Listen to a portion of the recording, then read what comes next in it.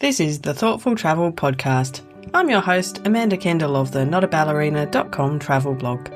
Every episode, I'll share travel tales from several fellow travel lovers, and together we hope to entertain and inspire you, remind you of some of your own great travel experiences, and encourage you to hit the road again soon.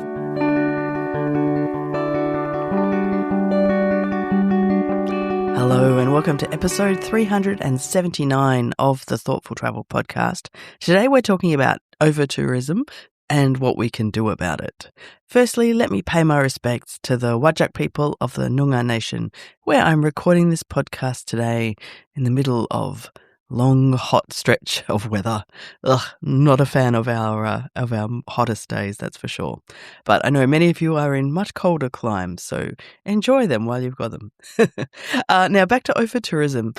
When I began this podcast back in 2016, overtourism wasn't really even a word, which feels hard to believe. But if you look at Google Trends, for example, you can see people started Googling it around 2018, 2019. And then, of course, when the pandemic hit in 2020, overtourism became a bit of a buzzword. And we realized then we saw all those, beautiful videos and pictures of some places that usually had a lot of tourists which were faring much better without tourists. So from then on, the interest in overtourism has just gone up and up, and lots of people are searching for information about overtourism in specific places as well. I don't think those places will be any surprise to you. The top searches in that overtourism space are for Japan, Bali, Amsterdam, Barcelona, Venice, Santorini, and Hawaii. So it didn't surprise me either, but it's sort of sad, state of affairs. When I published an episode on overtourism around a year ago, that was one of the most downloaded episodes for that time. So back to overtourism, because it's important. In this episode, I've got a couple of guests with some more interesting perspectives to add to this topic. So first off, I'm going to chat with Christine Newell about her experiences with South Korea and how it's changed over the past 2 decades. And of course, this is no surprise, probably. I did mention overtourism there recently in episode 378 about our trip to Seoul. And then I'll be speaking with Bex Thomas about how she learned about a related aspect of, let's call it tourism harm, which is tourism leakage or economic leakage. That's when a place can be getting masses of tourists, perhaps, but not actually getting many advantages from it, or even just being harmed. And in the spirit of hope, I'll finish up with a few tips on what we can do to help this whole situation. So hopefully both our own trips are more enjoyable and we're doing less harm and more good to the places we visit. So Christine Newell, who, like me, spent time living in East Asia and working there about 20 years ago, still looks back fondly and has continued to return. So for me, of course, I spent a couple of years living in Japan long before overtourism hit. And these days, when I see stories about people visiting Kyoto or parts of Tokyo where the tourist crowds are just insane, it makes me a bit sad, I have to say. So Christine spent her time abroad living and working in Seoul. And although South Korea doesn't have quite the extreme reputation for over-touristed areas as Japan yet, it's probably not far off. And we chatted about how things have changed over the years. I read the other day that Australian visitors to South Korea, the number has increased by a third since 2019, which is huge. And I know when I go back and forth now, when I first lived and worked there weren't a lot of foreigners. There was an English teaching community. But so, definitely an expat community, but it's not like it is now. There's a really big difference. So, and I can only think that has a lot to do with K-pop, K-beauty, all of those trends that are now sweeping the world. And also what we have access to with Netflix. We can now watch Korean dramas on tap, which is great for me. I absolutely love them. And, Korean movies are starting to win awards, like there's Parasite, Minari, Past Lives. And I think Australians and also people in other parts of the world are finally realizing what South Korea has to offer. For me, Seoul in particular, there's Gangnam, which is where I lived and worked.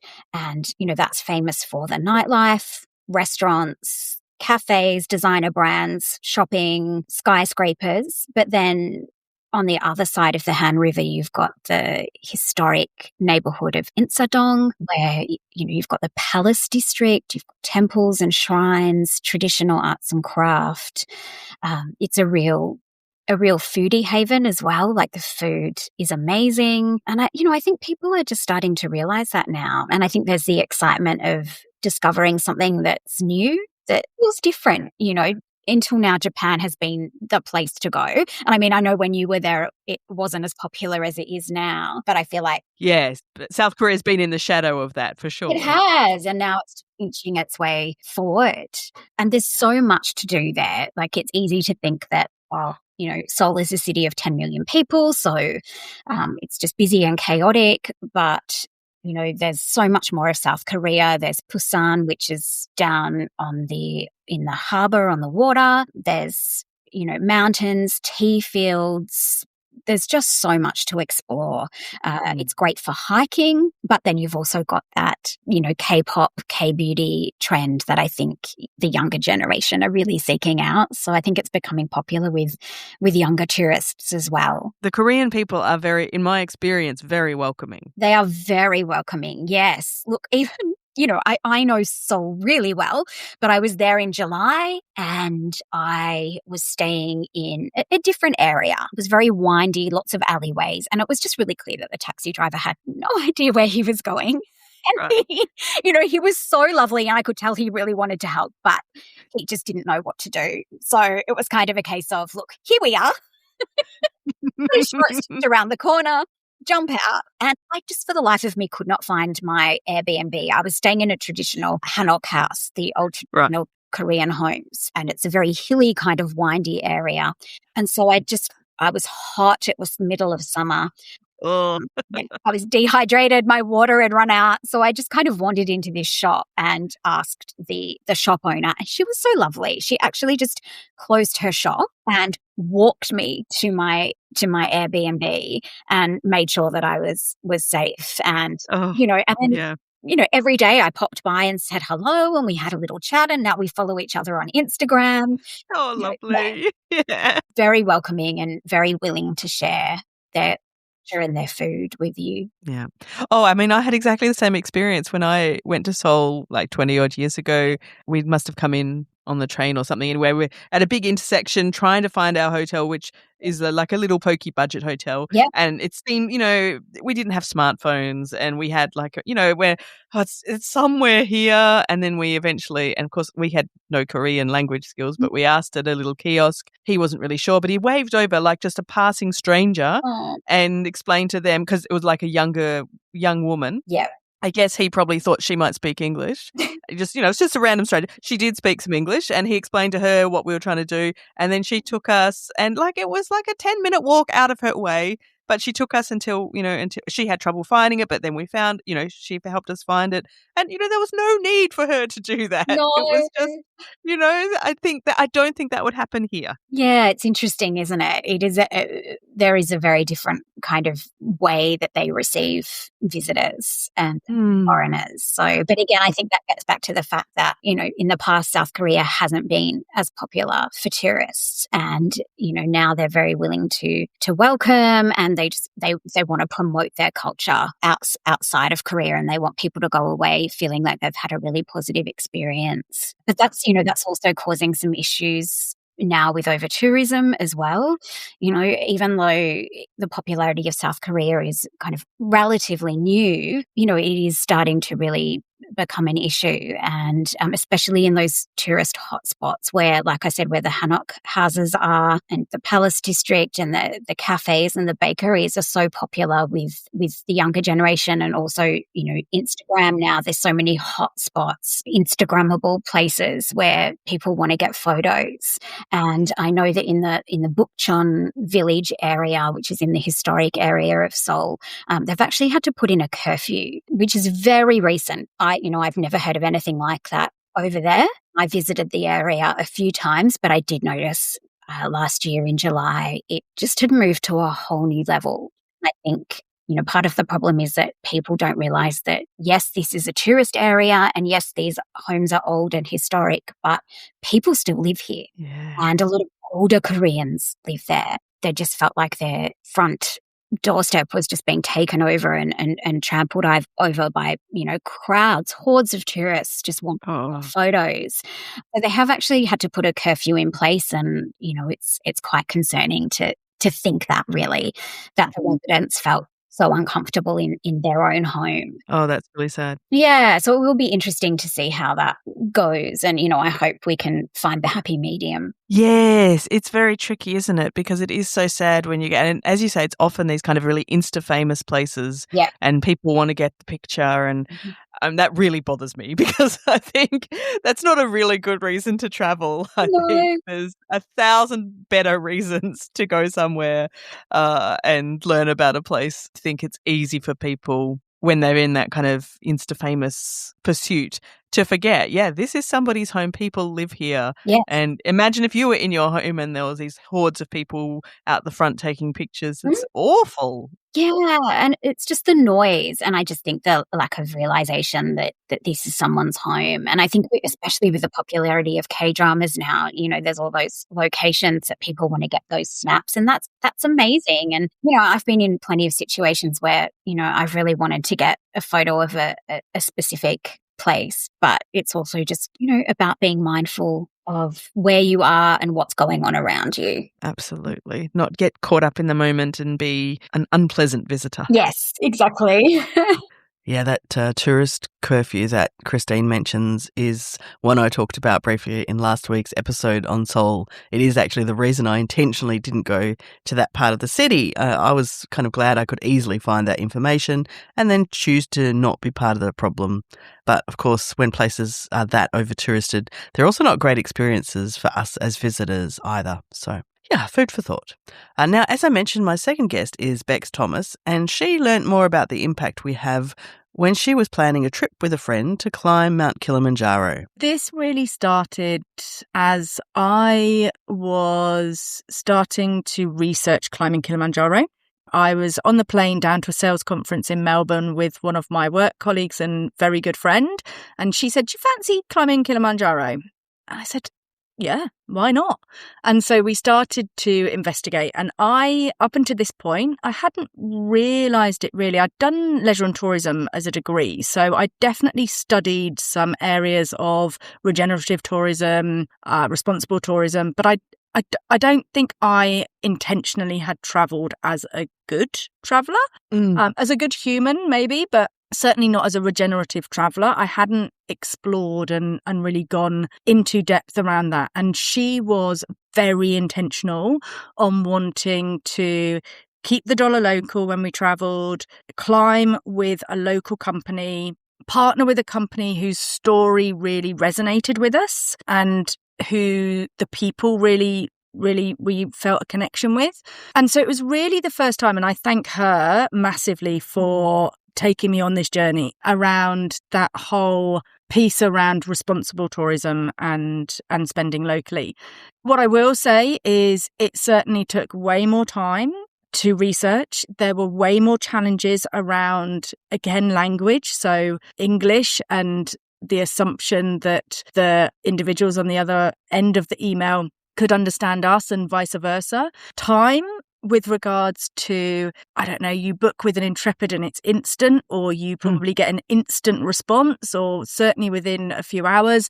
These local companies, they would take 2 days, 3 days sometimes to get back to us. Because they're busy trekking and then they have before they, But then you sort of the seeds of doubt start to plant that you're like, oh God, are they reputable? Is this the right thing to do? But we absolutely were committed to it. And so we did all of our research. We found a company called Kilimanjaro Heroes who were phenomenal, and I would highly recommend. And it was 2 local chaps that had really come good and set up their own business. And honestly, from the moment we landed in Moshi, they looked after us they were amazing. They were absolutely amazing. But it was from that moment that then I started to go down a rabbit hole around tourism leakage, and how I think one of my values is equity and being equitable. And I thought, actually, this is something that there just isn't enough talked about, written about, promoted about. I honestly believe that most humans are good and want to do the right thing. Yes. But when it's so easy to stay, I don't know, at the Hilton in Thailand or at the Mercure in Australia, then actually we don't scratch the surface and tend to look at what doing that actually the impact is. So that's where it started for me. And then when my husband and I took our 6-month sabbatical, I wanted a project and I wanted to prove to myself that I could do something that I'd never done before and that I didn't think was possible for me. And I am a total tech phobe. And I'm terrible at anything. It's a real blockage for me. So I thought, right, I'm going to build my own website and I'm going to blog. And I am going to blog whilst I'm traveling. And what I want to do is I really want to promote tourism or advocate against tourism leakage and really want to educate people around what spending locally means, how they can do that and what the impacts are of not doing that. And so I set up my blog, which was called Community Back Pocket. And it was all about that. So it was all about educating around tourism leakage, regenerative travel, and highlighting and showcasing local options instead of multinational corporations. So that's what I did. Setting up the website was awful and still brings me out in hives. And I would never, ever, ever do it again. I would outsource that and pay somebody. But the actual then writing and exploring people's stories. So I had articles on there about places that we'd been, but I also interviewed people that I knew were local. So, for example, there's a wonderful lady, Wondi, who we stayed with in Thailand, and she ran a guest house and a cookery school. And so it was just wonderful to get to know people like that and interview them and highlight their stories on the website. Perfect. And those are exactly the kind of things that help other people to follow those paths because, like you say, when you're doing the research on it, it's much harder to, first of all,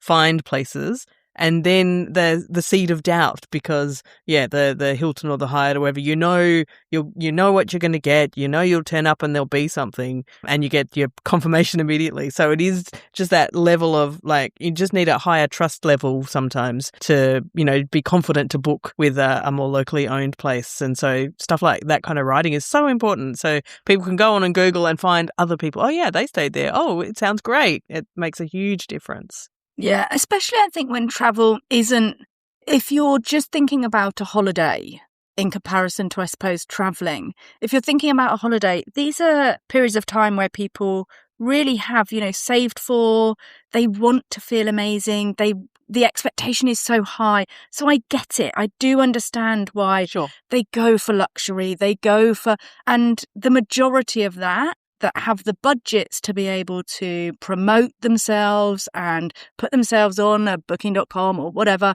it is such that, of course, that's what you're seeing. But there's a whole other world where actually if you take the time, do the due diligence, you can get most of the time the same, but just with a little bit more research and time put into it. I mean, not the same. You can get better. Oh, give me a locally owned, lovely little tiny hotel over a generic bland Hilton any day of the week. Those Absolutely. kinds of places, love it all. And it comes down to the people again, doesn't it? Yes. The stories you're going to get, the connections, the pride that they've got for it. If I think about Kilimanjaro Heroes, the pride that those two boys had in their company, the stories that they had, how they treated their porters in comparison to the stories we'd heard around how other companies may treat their porters. The connections between them, the camaraderie was so obvious. Wonderful. And that love and that sort of support was so obvious. And we really felt as though we were coached around how to treat them and and almost get over ourselves as well. So a prime example of that is, and I've written it in the blog, I felt really uncomfortable towards the end of it. So the end of the trip. And what a lot of companies tell you about is the tipping, which, fine. And there's a lot online around the tipping. But what the two guys that ran Kilimanjaro Hero said to us is, the tipping's fine and that's money and, you can read about that, whatever. But actually, what are you going to do with your dirty socks or your trousers that you've been trekking in? And we were like, well, take them home, I suppose. I don't know. And they said, well, if you want to, you can gift them to the porters and we had, I think it was 6 or 8 porters between us, all guys. So immediately our response was, well, they're not going to fit into them. They're not. And they said, no, but in their villages, they've all got daughters, wives, aunties, mums. You're like, oh my goodness, of course. And then, but they're dirty and stinky. And they're like, they'll wash them. And it's you getting over your own. I'm like, oh my God, I can't possibly give this to somebody. That's all.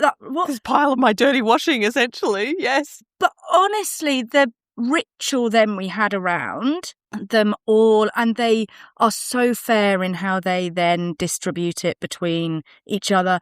So it's just beautiful. So yeah, I agree with you. You get more and better by traveling and booking local. So I think that these two stories together already give us a lot of ideas on how we can travel better. And I think by doing a bit more research and booking locally where you can, you'll already be avoiding some of the biggest over-tourism problems in parts of the world. But I also wanted to talk about a few other ways we can do better, some obvious and some not. Some of these ideas are from my own experience and also some from a great blog post from my friend Erin of the Curious Tourism podcast. I'll link to that blog post at pinatravels.org in the show notes because there's much more than I'll mention worth a read. But basically, some of the most obvious ways we can deal with over-tourism as travellers are things like travelling outside of peak season whenever you can. So that might mean avoiding summer, might mean avoiding school holiday periods or seasons like Golden Week in Japan or the Lunar New Year in many parts of Asia. And within your trips as well, avoiding peak times of the day. So as an example, a lot of museums these days are open late into the evening and are heaps emptier then than at midday when all the tour groups go through. So that's also a great option. I have had some really lovely evening museum visits over the years. Also, of course, try to avoid the real tourist hotspots, the big bucket list places, or at least consider, do you really want to go there? Because I really believe a lot of people go to, the Parises and the Romes just because they're famous and not out of any particular interest. With a bit of research, you might find that somewhere else is much more enjoyable for you and the things that you're interested in. So always take that moment to have a second think. And another tip from Erin is to travel in smaller groups. So if you want or need to join a group tour, find small ones so you're not part of a big parade of busloads of people suddenly landing on an area. And related to that, of course, avoiding large cruise ship travel if you can helps as well. Some of those places that have thousands of people disembark for a day or half a day from ships, they really suffer. There's actually often a lot of economic leakage in those situations. Most people don't spend much money while they're off the ship because they're already paying for all their meals and stuff on the ship. They don't want to spend too much extra money, or they've paid for tours that are not necessarily having much of that money go into local organisations. And of course, those hordes really disrupt daily life, especially when they land in a small place. And as Bex mentioned, every time you're able to make sure your tourist dollars are going to a locally owned business, you are also reducing the impact of over-tourism as well. Sometimes it's harder to find that out, but it's often worth a Google or a quick question. So, lots of food for thought. I must say, when I see some of the horrific photos of the crowds at over-touristed spots these days, I actually can't imagine why anyone wants to go there no matter how amazing it is. I think the world is a huge place. There are many, many places you can enjoy without having to be stuck in a massive crowd of other tourists. So, thank you so much for listening to episode 379 of the Thoughtful Travel podcast. A big thanks to my guests. Firstly, I chatted with Christine Newell. More about Christine at christinenewell.com. And I do recommend highly her book, 5 Seasons in Seoul, which is about her experiences working and living in Seoul. Super interesting, and I'll leave a link to that. Also, thanks to Bex Thomas from the Sabbatical Stories podcast. Find that at bexthomas.com/podcast. And also the website she mentioned has some interesting info on it, communitybackpocket.com. And as promised, I'll leave a link to Erin's post on Overtourism. And I'm also leaving a link to my Seoul trip report, episode 378 of the podcast, because I've referred to it a few times.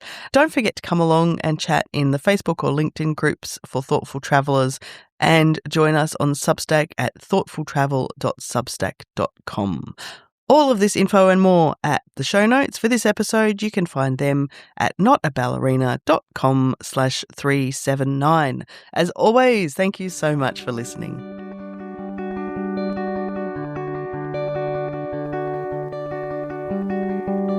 This has been another episode of the Thoughtful Travel Podcast. Show notes and other information are at notaballerina.com/podcast. Join me again soon for another chat about why we travel. Bye for now.